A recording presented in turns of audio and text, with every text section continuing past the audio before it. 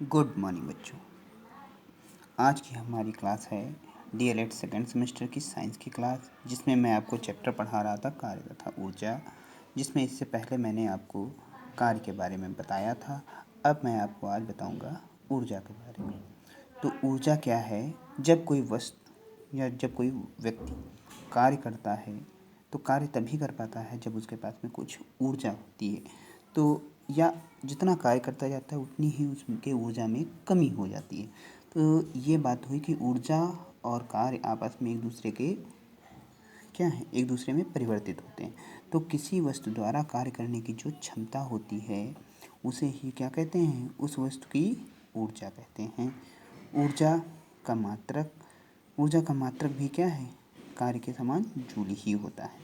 तो कार्य का मात्रक भी जूल था और ऊर्जा का मात्रक भी जूल है। ऊर्जा के विभिन्न रूप। तो ऊर्जा जो हमारे आसपास में हमें मिलती है वो क्या है?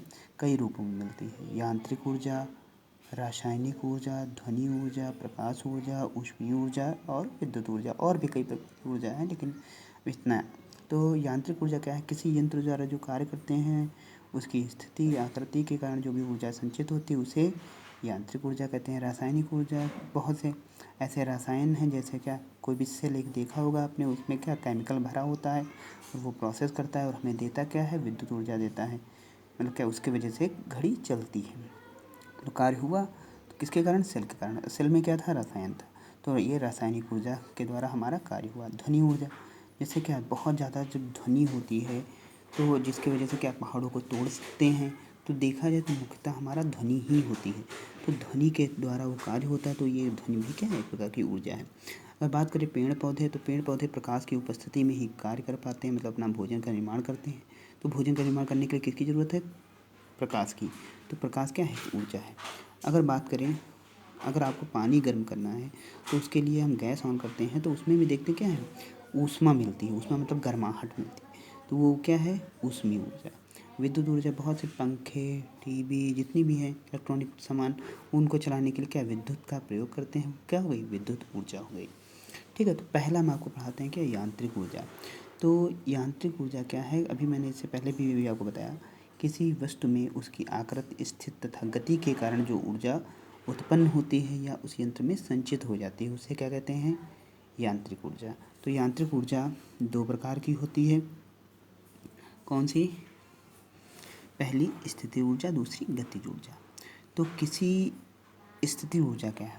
तो किसी वस्तु पर किए गए कार्य के कारण उसमें जो संचित ऊर्जा हो जाती है, मतलब उसकी स्थिति के कारण कहा जाए, या कोई भी कार्य करते हैं तो उसके कारण उसमें जो ऊर्जा संचित होती है उसे स्थितिज ऊर्जा कहते हैं। जैसे अगर अब मान लीजिए हमने क्या किया, एक कुछ द्रव्यमान था, उसको किसी वस्तु को उठाया और उठा करके थोड़ी ऊंचाई तक ले गए, हमें कुछ कार्य तो करना ही पड़ा। वहाँ पे कार्य करेंगे तो हमारी ऊर्जा में कुछ कमी होगी, तो हम उतनी ही ऊर्जा जो हमने कार्य, हमारी ऊर्जा में कमी हुई है वही वही कार्य के बराबर हुआ। और कार्य क्या किया हमने? कुछ ऊंचाई तक ले गए। तो ये हमने गुरुत्वीय बल के विपरीत कार्य किया है, तो इसलिए यहाँ पे क्या होगा? गुरुत्वीय स्थिति ऊर्जा होगी। जो हम जितनी ऊंचाई तक ले जाएंगे उतना ही ज़्यादा हमें कार्य करना पड़ेगा, जितने ज़्यादा द्रव्यमान होगा उतना ही ज़्यादा हमें कार्य करना पड़ेगा। तो यहाँ पे गुरुत्वीय स्थितिज ऊर्जा जो होता है उसका फार्मूला क्या हुआ? mgh। यहाँ पे m क्या है? वस्तु का द्रव्यमान, g क्या है? गुरुत्वीय त्वरण है, h क्या है? पृथ्वी की ऊंचाई है। g क्या है? g गुरुत्वीय त्वरण, इसकी वैल्यू कितनी होती है? 9.8 मीटर पर सेकंड स्क्वायर। फिर इसके बाद गतिज ऊर्जा। तो किसी वस्तु की गति के कारण जो उसमें संचित ऊर्जा होती है उसे क्या कहते हैं? गति ऊर्जा कहते हैं।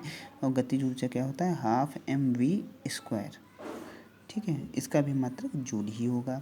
तो जहाँ पे m क्या है? वस्तु का द्रव्यमान है, v उसका वेग है। ऊर्जा का रूपांतरण, एक ऊर्जा का दूसरे ऊर्जा में परिवर्तित होना ही क्या कहलाता है? ऊर्जा का रूपांतरण। ऊर्जा का रूपांतरण। तो जैसे हम अगर हथेलियों को जब रगड़ते हैं तो क्या होती है? थोड़ी देर के बाद में हथेली गर्म हो जाती है, तो हमारी जो होती है वो यांत्रिक ऊर्जा का ऊष्मीय ऊर्जा में परिवर्तन होता है। इसी प्रकार जब बल्ब जलाते हैं तो बल्ब से हमें क्या मिलता है? प्रकाश मिलता है, तो वो क्या होता है? विद्युत ऊर्जा का प्रकाश ऊर्जा में परिवर्तन।